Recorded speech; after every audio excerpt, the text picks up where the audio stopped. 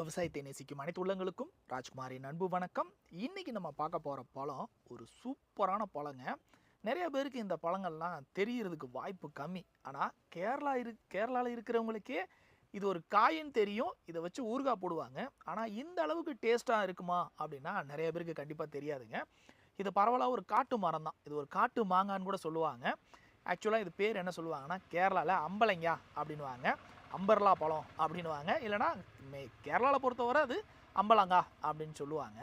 இது ஒவ்வொரு நாடுகள்லையுமே ரொம்ப வேறுபடும். ஆனால் தாவரவியல் ரீதியாக நம்ம பேரெல்லாம் மாற்ற முடியாது, ஒரே பேராக தான் இருக்கும்.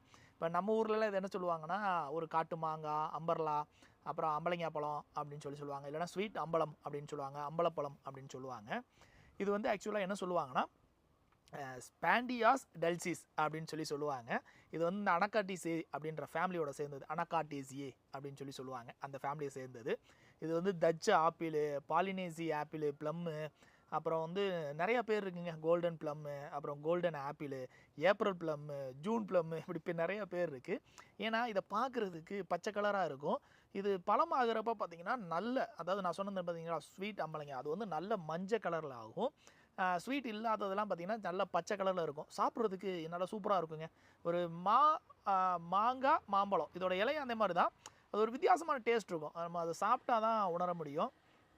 ஆக்சுவலாக இதோட ஊர் அப்படின்னு பார்க்குறப்ப மெலனேசியே அப்படின்னு சொல்லுவாங்க. அந்த ஊராக பூர்வீகமாக சேர்ந்தது. ஏன்னா அங்கெல்லாம் பரவலாக இருக்கும். ஆனால் கேரளாவில் நிறைய இடங்கள் இருக்குது. இப்போவும் நீங்கள் நிறையா நர்சரியில் போய் அம்பலங்கா, ஸ்வீட் அம்பலங்கா செடி இருக்குது அப்படின்னு கேட்டால் கண்டிப்பாக கிடைக்குங்க. இது ஒரு பிரம்மாண்ட மரமாக வளரக்கூடியது, கிட்டத்தட்ட 20 மீட்டர் வளரக்கூடியது. ஆனால் நர்சரியில் ஒட்டுக்கட்ட கண்ணெல்லாம் பார்த்தீங்கன்னா அங்கே காயோடையே வச்சுருப்பாங்க. அப்போ பார்த்துக்கங்களேன், ஒரு குட்டை தாவரமாகவும் வளர்க்கலாம். ஆக்சுவலாக இந்த இலை இருக்குது பார்த்தீங்களா, இலை அப்புறம் பழம் இது எல்லாமே உண்ணக்கூடியது. நிறைய மீன் உணவுகளெல்லாம் சேர்த்துக்குவாங்க இதை. அதே நேரத்தில் ஃப்ரூட்ஸாக சாப்பிடணும் அப்படின்னா நல்ல மஞ்சள் கலர் ஆனதுக்கப்புறம் அடுத்து கட் பண்ணி சாப்பிட்டோம் அப்படின்னா நான் சொன்ன மாதிரி வேறு லெவல் டேஸ்ட் இருக்குங்க.